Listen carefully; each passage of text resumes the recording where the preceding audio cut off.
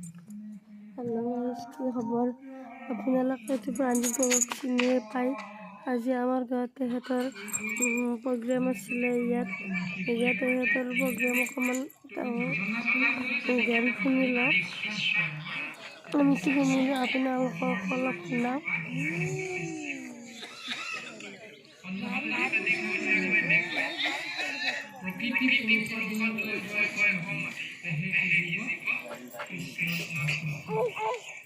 গতিকে কৃষ্ণক ভক্তি কৰিবলৈ বহুত চেষ্টা কৰিব লাগিব, কিন্তু সেই ভক্তি কেতিয়াবা নাহিব কাম হ'ল নেকি?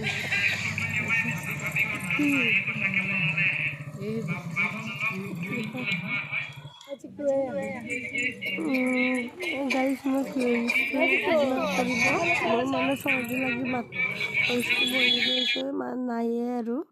তাৰপিছত এনেকৈ ফটো উঠিলোঁ দুটামান মই বাবু আৰু শেষত ভাত খাবলৈ গ'লোঁ। ভাত খাই আকৌ ভাবোজ ডাঙৰীয়া আহিলে। তেখেতে আকৌ ভাষণ দিয়াত ব্যস্ত হৈ গ'ল।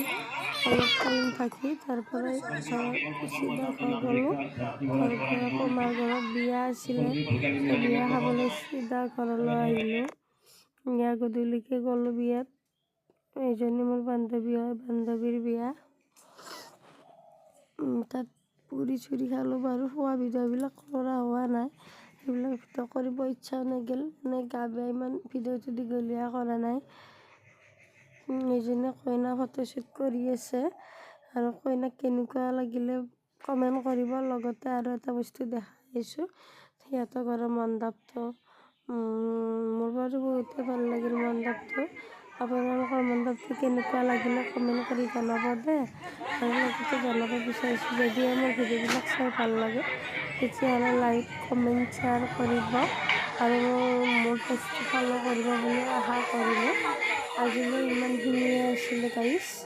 Tata bye bye.